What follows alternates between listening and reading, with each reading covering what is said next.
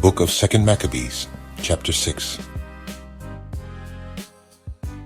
Not long after this, the king sent an old man of Athens to compel the Jews to depart from the laws of their fathers, and not to live after the laws of God, and to pollute also the temple in Jerusalem, and to call it the temple of Jupiter Olympus, and that in Gerizim of Jupiter, the defender of strangers, as they did desire that dwelt in the place.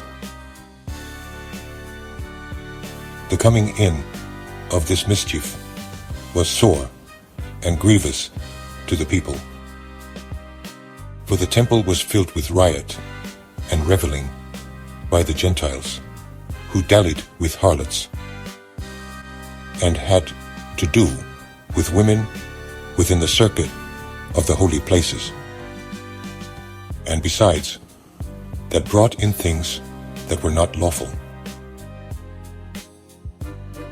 The altar also was filled with profane things, which the law forbiddeth. Neither was it lawful for a man to keep Sabbath days, or ancient fasts, or to profess himself at all to be a Jew.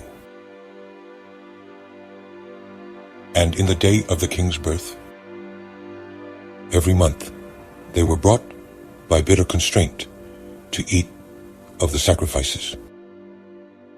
And when the fast of Bacchus was kept, the Jews were compelled to go in procession to Bacchus, carrying ivy. Moreover, there went out a decree to the neighbor cities of the heathen, by the suggestion of Ptolemy against the Jews, that they should observe the same fashions, and be partakers of their sacrifices.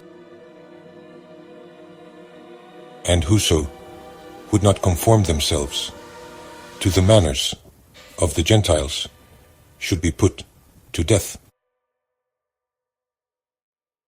Then might a man have seen the present misery.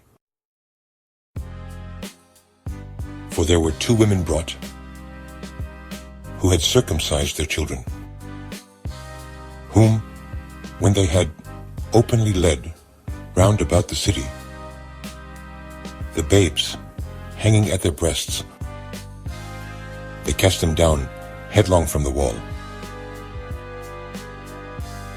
And others that had run together into caves nearby, to keep the Sabbath day secretly, being discovered by Philip, were all burnt together, because they made a conscience to help themselves for the honor of the most sacred day.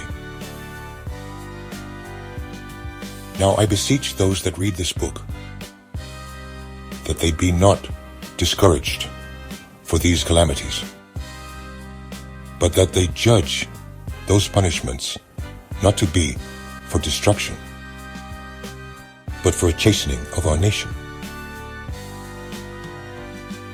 For it is a token of his great goodness, when wicked doers are not suffered any long time, but forthwith punished. For not as with other nations, whom the Lord patiently forbeareth to punish, till they be come to the fullness of their sins, so dealeth he with us, lest that, being come to the height of sin, afterwards he should take vengeance of us. And therefore he never withdraweth his mercy from us, and though he punish with adversity, yet doth he never forsake his people. But let this that we had spoken be for a warning unto us. And now will we come to the declaring of the matter in a few words. Eleazar, one of the principal scribes, an aged man, and of a well-favored countenance, was constrained to open his mouth and to eat swine's flesh. But he, choosing rather to die gloriously than to live stained with such an abomination, spit it forth, and came of his own accord to the torment, as it behoved them to come, that are resolute to stand out against such things, as are not lawful for love of life to be tasted. But they that had the charge of that wicked feast, for the old acquaintance they had with the man, taking him aside, besought him to bring flesh of his own provision, such as was lawful for him to use, and make as if he did eat of the flesh taken from the sacrifice commanded by the king, that in so doing he might be delivered from death, and for the old friendship with them find favor.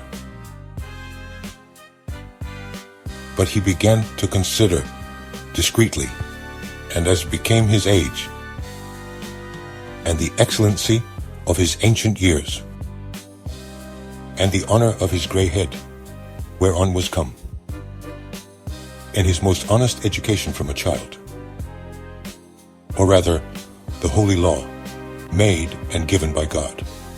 Therefore he answered accordingly, and willed them straightways to send him to the grave.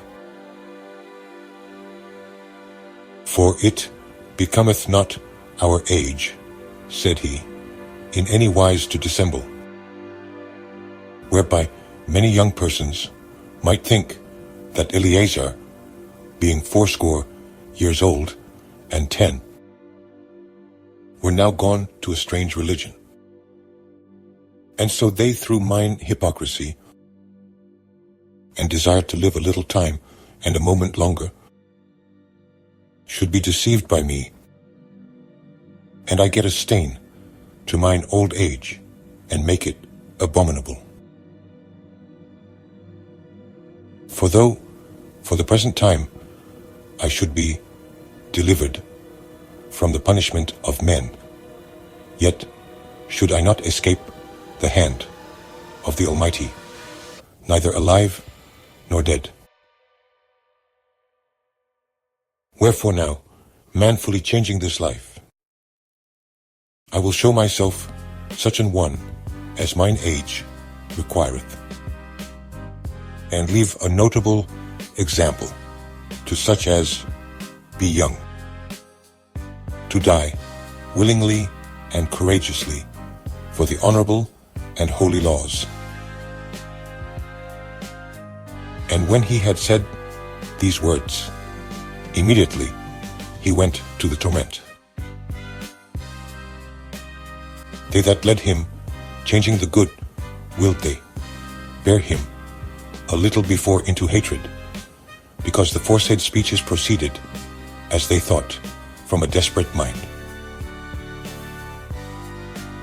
It is manifest unto the Lord, that hath the holy knowledge, that whereas I might have been delivered from death, I now endure sore pains in body by being beaten, but in soul am well content to suffer these things, because I fear him. And thus this man died, leaving his death for an example of a noble courage, and a memorial of virtue, not only unto young men, but unto all his nation.